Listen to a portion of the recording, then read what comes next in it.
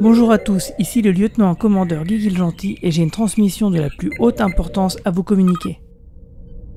People think time is precious, but it's not. Time is savage. It always wins. What we do now, in this moment.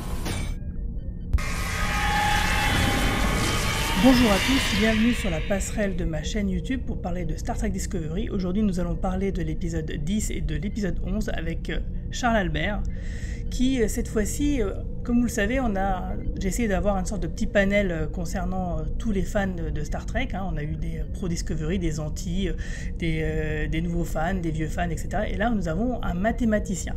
Donc je pense que ça va être assez intéressant. Has the power to determine the future. We haven't come this far to lose everything now. Burn to Discovery. Blow this place to hell. Alors, bonjour Charles Albert. Bonjour. Bonjour à tous. Alors comme je le disais, donc tu es mathématicien. Donc, est-ce que je peux t'appeler docteur? Est-ce que je peux t'appeler professeur? Tu pourrais m'appeler professeur, mais enfin tu peux m'appeler Charles Albert surtout. Ok. Alors, est-ce que tu peux nous parler un peu de ton premier contact avec Star Trek? Et ben moi j'ai commencé à regarder quand j'étais enfant, ça s'est passé sur TF1 au début des années 80 je pense, donc j'avais 12-13 ans. Et j'ai vu Spock, Kirk, quelques épisodes. Ça m'a beaucoup marqué, je pense. Et après, sur la 5, quand il y a eu Next Generation et qu'ils en ont repassé, là je suis vraiment devenu fan. C'était sur Jimmy, c'était pas sur la 5. C'est Jimmy, ok. Et vraiment j'ai vraiment beaucoup aimé l'aventure scientifique et la cohérence des épisodes les uns avec les autres. C'est quelque chose qui m'a vraiment fasciné, quoi. Alors ta série préférée? Je pense que c'est l'original, c'est un peu obligé. Même si Picard est un super capitaine, mais c'est vrai que l'original, les thématiques, enfin chaque épisode pourrait être un film, quoi. C'est vrai. Donc je te propose tout de suite de commencer en parlant de l'épisode 10, l'Ange Rouge.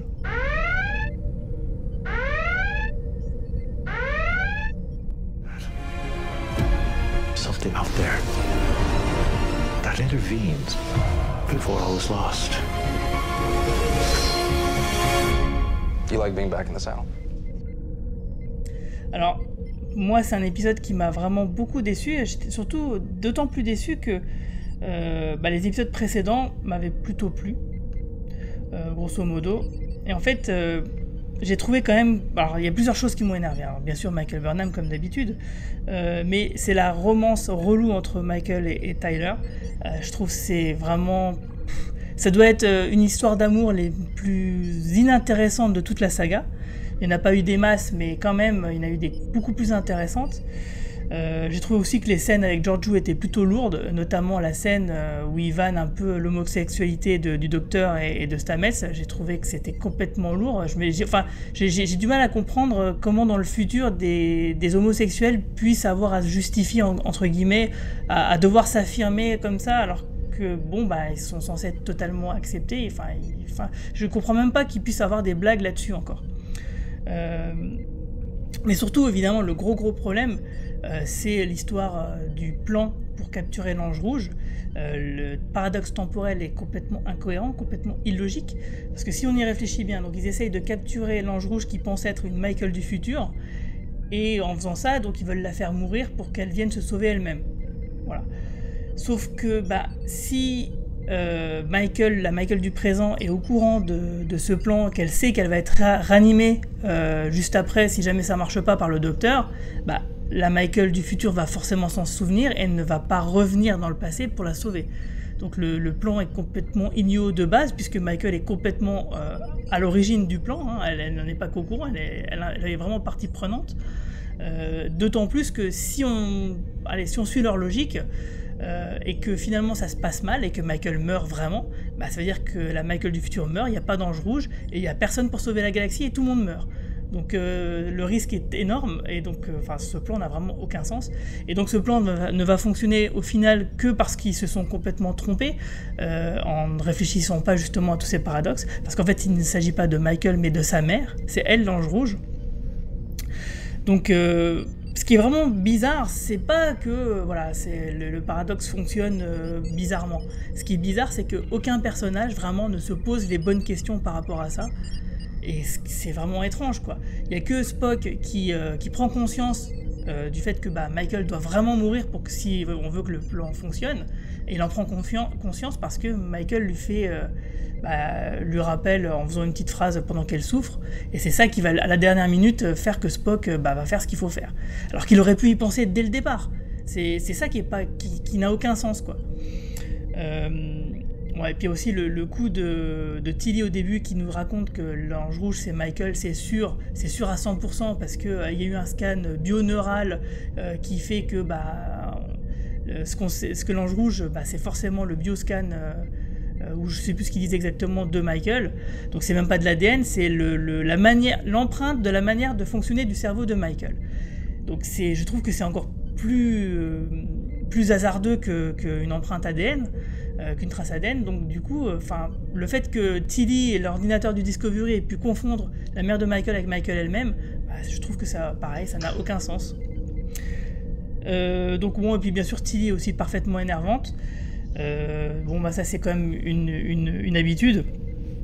Enfin voilà, ce qui est vraiment dommage, c'est que cet épisode de la semaine dernière apporte des réponses, mais écrit vraiment avec les pieds, quoi.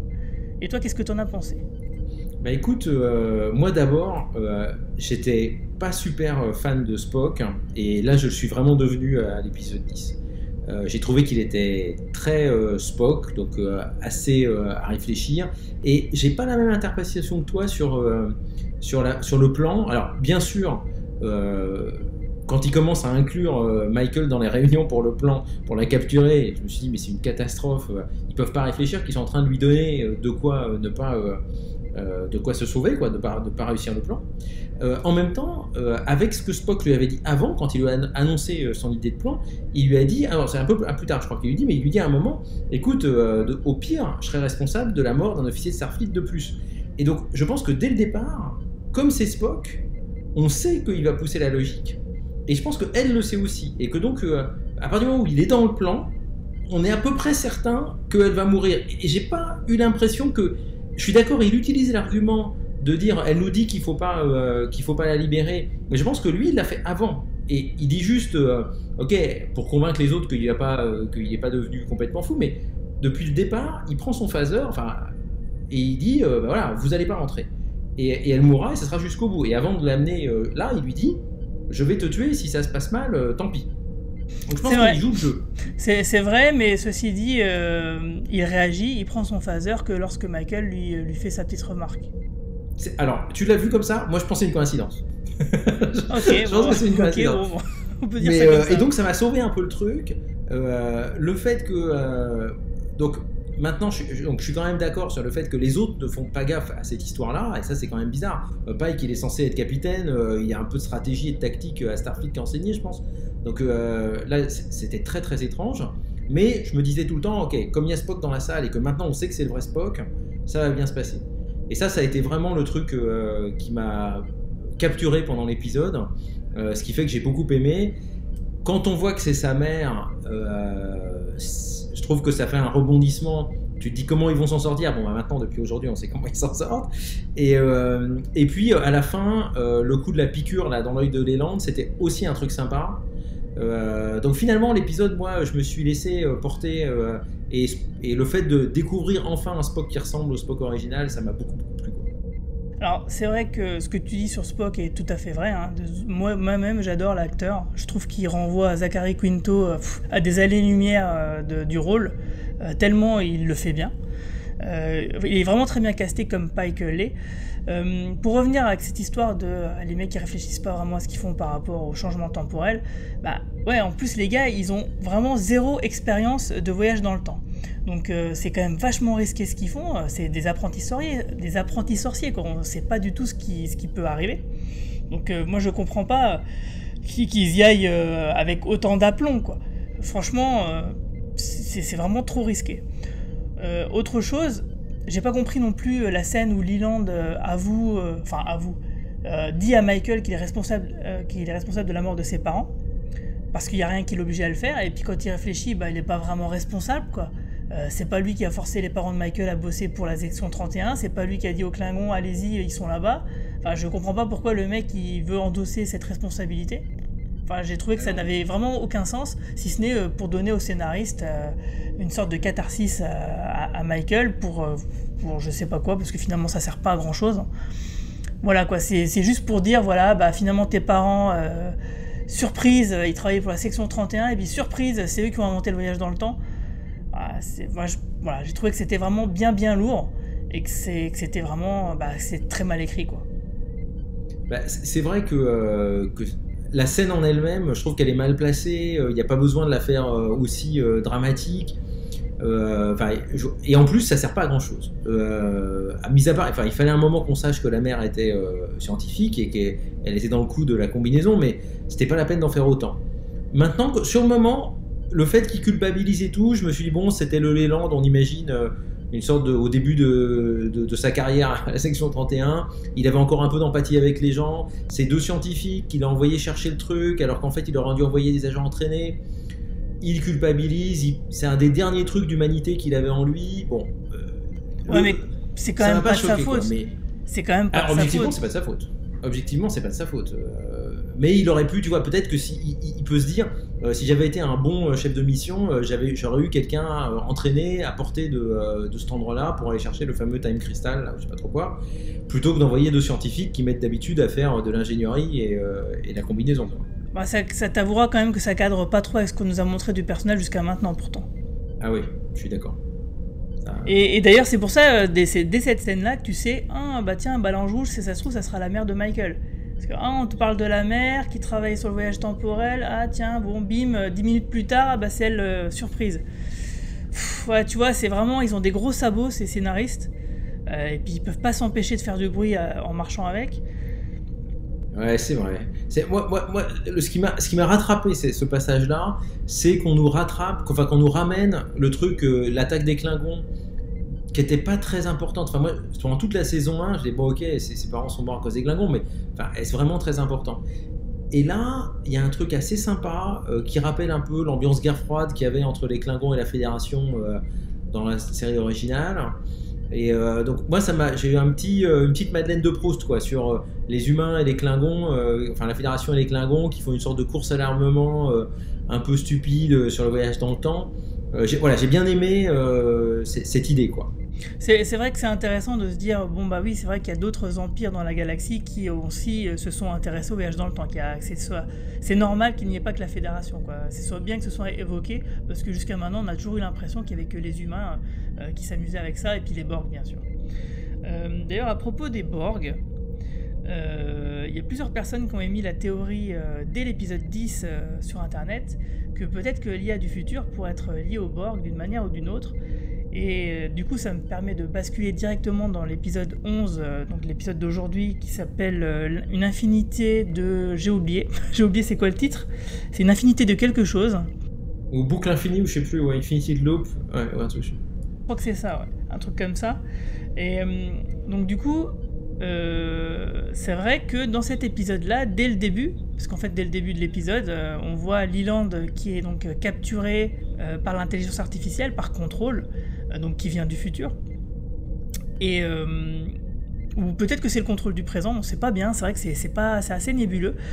Toujours est-il que la façon dont il a de se faire capturer, de se faire contrôler, justement, rappelle beaucoup les Borg, avec cette injection de nanorobots et puis ces veines qui deviennent noires. Ça rappelle vraiment le modus operandi des Borg, surtout qu'à un moment donné, juste avant de faire ça, Control dit à Leland toute lutte est vaine. Donc ça rappelle quand même toute résistance est futile. Voilà, donc j'espère que ça va vraiment pas nous amener sur ce terrain-là, parce que moi j'ai toujours aimé le fait que les Borg, l'origine soit complètement mystérieuse et qu'ils viennent peut-être d'une planète lointaine, où on comprend pas trop ce qui a pu se passer, qu'on avait des brides d'explications mais sans en aller beaucoup plus loin, parce que c'est quand même plus intéressant de garder une sorte de mystère sur ce peuple-là. Donc j'espère qu'ils vont vraiment pas faire ça. J'espère que c'est moi qui ai fantasmé là-dessus. Oui, quand tu me rappelles l'histoire des veines noires, J'avais pas noté ça, mais c'est vrai que ça fait très Borg. L'injection dans l'œil, c'est vrai que ça fait très Borg. Et je suis d'accord avec toi, moi j'adore l'idée que les Borg ils viennent d'un truc qui a évolué très très loin, une sorte de peut-être une petite particule de métal qui a rencontré un machin à un moment, et puis ça s'est accroché à une petite bactérie, puis peu à peu c'est devenu les Borg. Sauf que c'est une super histoire sur laquelle on peut imaginer plein de machins. Si c'est juste une mauvaise expérience de la section 31, c'est quand même très très très décevant. J'espère que c'est pas ça. Alors bon, quand il dit il faut pas lutter, là je sais plus comment il dit toute lutte est vaine. Voilà, toute lutte est vaine. Heureusement il dit pas, ça m'a fait plaisir qu'ils disent pas toute résistance est futile, quoi. Mais peut-être que s'ils avaient voulu mettre les Borg, ça aurait été trop gros. En même temps on l'aurait tous su, ça aurait été trop gros, on l'aurait su tout de suite, quoi. Mais moi j'espère qu'ils vont refermer cette ligne temporelle d'une façon ou d'une autre. J'espère que ça va pas leaker, ça va pas transpirer sur ce qu'on connaît. Ça m'embêterait, quoi. Donc, je pense que si, justement, l'intérêt de cette intrigue, justement, de Discovery, à mon avis, il va servir de nouvelles portes d'entrée pour toutes les autres séries qui vont suivre, qui vont pouvoir intégrer que les décors soient différents, les costumes soient différents, que la technologie soit différente pour coller à un public de 2019 par rapport à ce qu'on connaît de la série classique qui date maintenant il y a presque 55 ans. C'est des techniques un peu de réécriture, de fusion des réalités comme on connaît bien dans les comics, notamment chez DC ou même chez Marvel encore, où ça permet de garder, de changer les trucs qu'on aime plus ou moins et puis de coller au public de maintenant. Donc moi ce que je pense c'est que ce qu'on connaissait de la série de 1966 à 2005, donc de la série classique à la série Enterprise, c'était une version de la timeline avant toute réécriture par Michael Burnham ou par l'Ange Rouge, une timeline où Michael soit elle est morte très très jeune sur Vulcain bouffée par une bestiole, soit simplement elle est restée avec ses parents qui ne sont jamais morts finalement. Ce qui fait que Spock n'aurait jamais eu vraiment de sœur adoptive et puis que tout se serait déroulé comme ça. Le fait que l'Ange Rouge, donc la mère de Dr Burnham, fait plusieurs centaines quand même, je crois qu'elle en fait 800 ou 900 missions comme ça où elle altère le temps, c'est ça qui va justifier le fait que les technologies qu'il y a dans Discovery, comment ça se fait qu'on les avait pas sur la série classique, etc., etc. Que tous les anachronismes qu'il y avait au sein du récit vont se résorber par cette explication. Je pense que c'est ça qu'ils sont en train de nous faire. Tout simplement pour justifier, comme je te disais, le fait que en 2019, même si la série elle se passe à l'époque de la série d'origine, ou grosso modo, il faut quand même qu'elle ait l'air plus futuriste qu'elle ne l'était à l'époque. C'est un paradigme comme un autre. Si c'est bien fait, pourquoi pas. En même temps, ils n'étaient pas obligés de le faire. Franchement, ça servait à rien de s'accrocher à tout prix à la série classique. À cette époque-là, ils auraient très bien pu faire autrement. Ouais, c'est quand même incroyable. Enfin, on va pas refaire l'histoire de pré-Discovery, mais c'est quand même super bizarre qu'ils soient pas mis 50 ans après Voyager. Par exemple, c'était ça la technique. Enfin, je veux dire, quand ils ont fait Next Generation, ils sont juste allés après, et c'était pas très compliqué. Et là, ils ont voulu se mettre en même temps. Bon, alors c'est vrai qu'Enterprise s'était déjà mis avant, mais elle fait quand même plus d'efforts sur essayer de coller un peu. Et non seulement ça, et puis en plus de ça, elle se situe quand même 100 ans avant. Donc c'est pareil, il y avait tu pouvais jouer assez facilement, alors que là c'est 10 ans avant, c'est quand même pas beaucoup. Et en plus de ça, on utilise Spock, on utilise Pike, on utilise Mudd. Enfin, c'est beaucoup, quoi. T'as l'impression que Michael Burnham, elle a vécu toutes les aventures de la série classique avant elle, quoi. C'est quand même énorme. Ça, moi j'espère qu'ils vont le refermer. Je rêve encore qu'ils vont nous faire une petite boucle temporelle. Moi je veux bien qu'on soit dans une sorte de timeline où Michael n'est pas morte, alors qu'en fait elle aurait dû mourir par la bestiole là, sur Vulcain. Mais peut-être qu'on va refermer, ou alors que ça aura une petite boucle. Parce que on n'est pas obligé d'avoir une timeline complètement différente, on peut la refermer quelques années après. Picard, il le dit souvent, même avec Q, il a souvent des discussions où Q l'amène dans le passé, lui, voilà, ou dans son futur, voilà ce qui va t'arriver. Et Picard, il dit ok, tu m'as montré le futur, mais je peux encore le changer. Il dit ça très souvent, c'est vraiment un des trucs qu'il a avec le voyage dans le temps, Picard. Et je pense qu'ils peuvent, voilà, ça c'est un truc qui marche aussi dans Star Trek. Il n'y a pas que la Kevin Timeline où tu es dans un monde complètement parallèle. Tu as aussi quelque chose où tu peux voir un futur et tu peux le changer. C'est le paradigme principal de la série depuis son origine, hein, si on y réfléchit. Que ce soit dans la série avec l'arche qui est temporelle, qui envoie Kirk et Spock et McCoy dans les années 30, c'est exactement ça en fait. C'est que le fait que le futur n'est pas gravé dans le marbre, que si tu voyages dans le passé, bah, tu peux altérer l'avenir. Ça a toujours été ça, que ce soit dans Star Trek 4, dans tous les épisodes de Voyage dans le temps. Grosso modo, ça a toujours été ça, c'est que quand tu voyages dans le temps, tu ne crées pas une dimension parallèle, comme avec la Kevin Timeline, bah, tu réécris, vraiment, tu influes sur le déroulé. Donc, et que ça se fait de manière dynamique, c'est-à-dire qu'on peut recommencer autant de fois qu'on veut, quoi. En gros, quelque part, moi, la mère de Michael Burnham, elle me fait carrément penser aux Visiteurs du Futur. Je sais pas si tu connais cette série française. Ouais. Donc c'est exactement ça, en fait, son credo, hein, elle essaye d'empêcher l'apocalypse en faisant des multiples missions ici et là pour réussir à atteindre son objectif. Sauf qu'elle a l'air de savoir un peu plus de ce qu'elle fait quand même. Enfin, elle a beaucoup, comme tu dis, elle a déjà raté 800 fois. Enfin, elle a fait 800 voyages, disons qu'il en faut 5 voyages pour rater. Elle a quand même fait 150 et c'est un truc donc elle n'est pas non plus à fond sur l'efficacité. En même temps, j'imagine que c'est quand même compliqué parce que Control... Alors c'est vrai que Control, on ne comprend pas bien dans les épisodes. Est-ce que le contrôle qu'on voit, c'est le contrôle du présent de Discovery, ou est-ce que c'est un contrôle qui vient déjà du futur, donc qui a déjà évolué et qui essaye d'asseoir les événements comme Skynet dans Terminator qui veut à tout prix que les événements se déroulent comme ils sont censés se dérouler pour qu'elle puisse émerger, c'est-à-dire donc être sûr d'exister comme elle existe, ou est-ce que c'est avant de cette évolution? Je trouve que c'est pas très clair, les lignes de dialogue sont assez confuses. Alors je sais pas si c'est fait exprès de maintenir cette confusion, ou c'est simplement les scénaristes qui écrivent un petit peu mal leurs lignes de dialogue et qui se font pas bien. Je suis d'accord avec toi, il va falloir qu'ils nous expliquent ce qui se passe, en tout cas la timeline de Control. Est-ce que là le Control qu'on a vu aujourd'hui, qui est capable de prendre le pouvoir de Leland comme il le fait, c'est clairement un contrôle extrêmement évolué. Pourtant il n'a pas encore les données de la sphère. C'est peut-être normalement Control, ça devrait être le fils spirituel de la sphère et de quelque chose d'autre. Et j'aimerais bien qu'on vous explique. Est-ce que c'est Georgiou qui a voulu il y a 6 mois jouer un peu avec Control et puis ça a libéré quelque chose et ça a été l'étincelle de ce qu'on voit aujourd'hui. Mais comment est-ce que le Control qu'on a vu aujourd'hui être aussi puissant et aussi réfléchi et comprendre ce qui se passe? Alors, ok, il vient peut-être du futur comme tu dis, mais comment il est venu du futur? Alors, si lui il peut faire ce qu'il veut, il se balader comme il veut dans le futur, il n'y a pas besoin de combattre, il n'y a pas besoin que la mère elle s'embête autant à essayer de faire quoi que ce soit, il a gagné. C'est comme je te disais, c'est faire comme dans Terminator, c'est-à-dire essayer d'empêcher toute altération pour être sûr que les événements se déroulent. Ouais, mais normalement, s'il peut faire ça, il peut faire beaucoup plus. Il a des torpilles. Tu vois, je veux bien que la mère de Michael, elle a sa combinaison et elle fait ce qu'elle peut avec des petits sauts en sauvant 2-3 personnes par là, 2-3... Là, on parle de contrôle comme on l'a vu dans 500 ans. Il peut prendre ses sondes, en envoyer 3 et régler les problèmes, aller récupérer la sphère, se brancher directement dessus. Il y a un truc quand même un peu bizarre. Il doit être un peu confiné quelque part, coincé. Moi, j'espère qu'on aura une explication claire.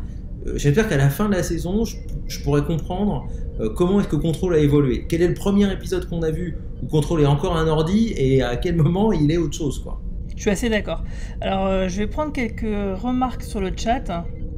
Alors,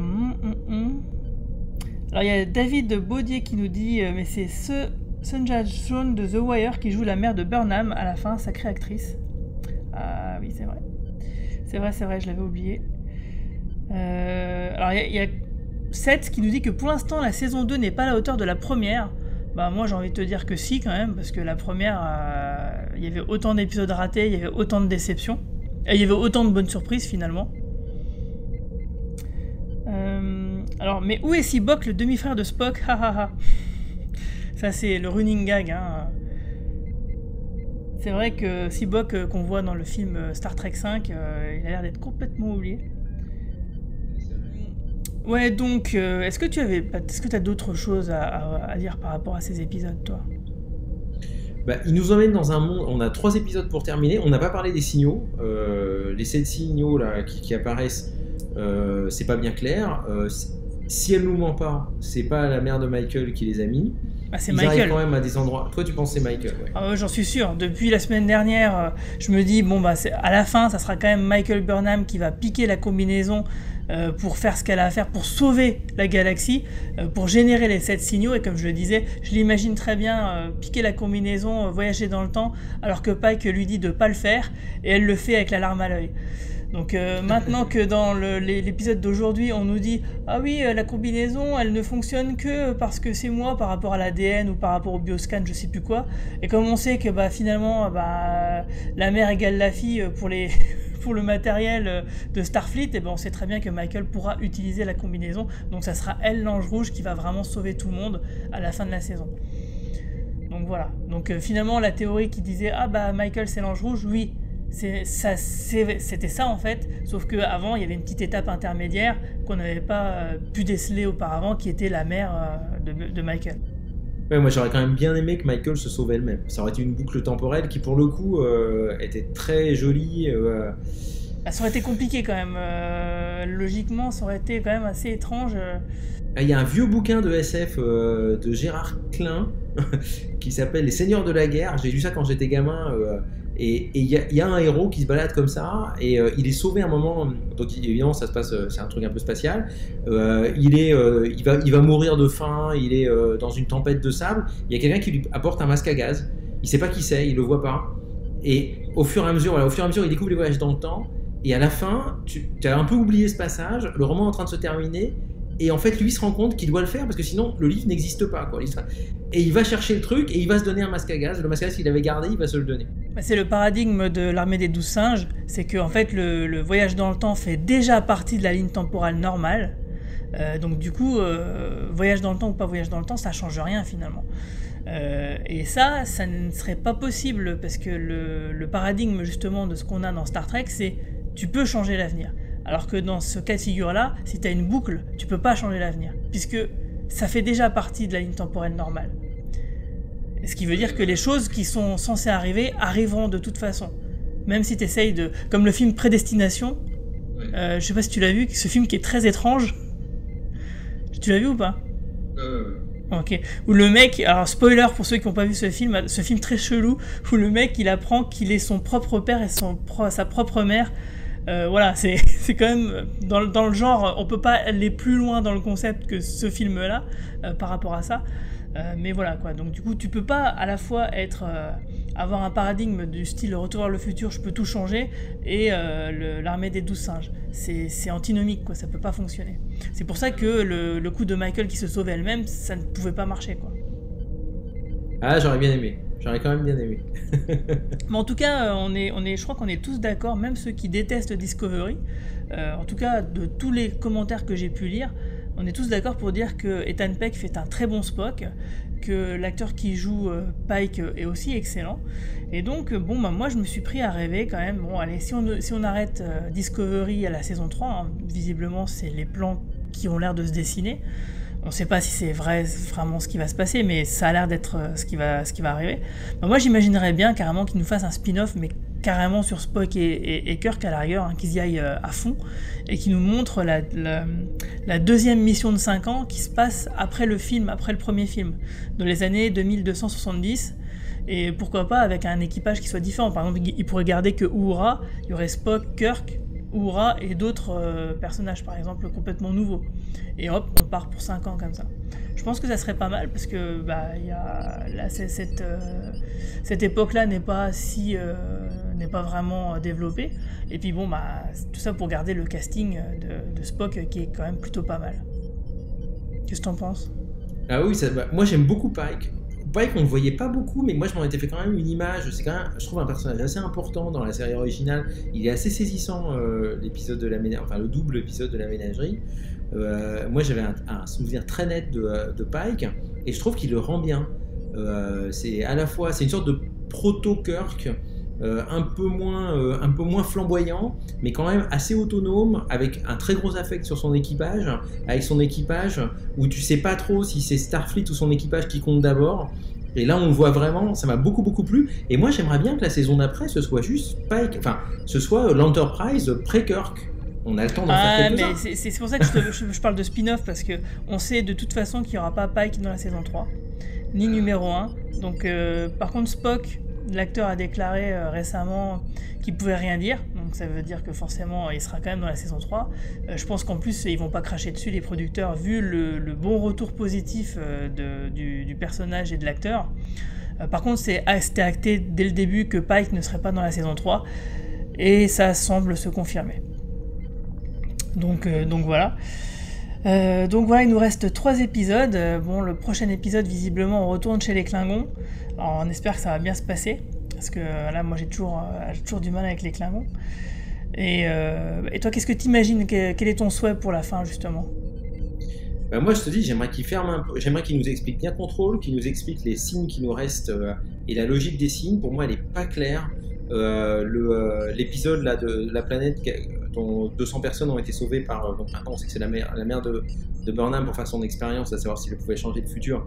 J'espère que là-dedans, il s'appelle Jacob, c'est ça l'ingénieur, il va avoir un rôle. Ça me ferait vraiment plaisir qu'il y ait une cohérence sur ces signes, et qui nous fermeront quand même quelques trucs. J'aimerais bien pouvoir continuer à fermer la saison 2, et que Star Trek original existe, et que voilà.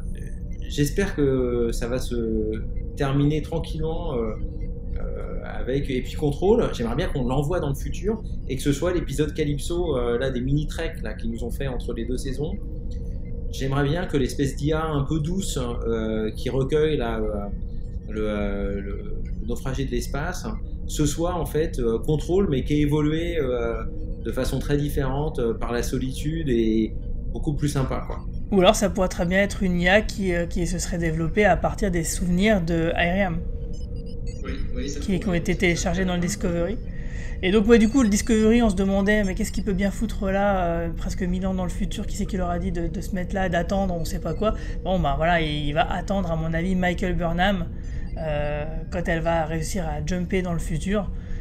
Voilà, donc le Discovery de cette époque-là va pouvoir rattraper le coup, à mon avis. Donc bah écoute, sur ce, je te remercie d'avoir discuté de la série avec moi, et je te souhaite une bonne nuit et longue vie et prospérité. Merci, au revoir.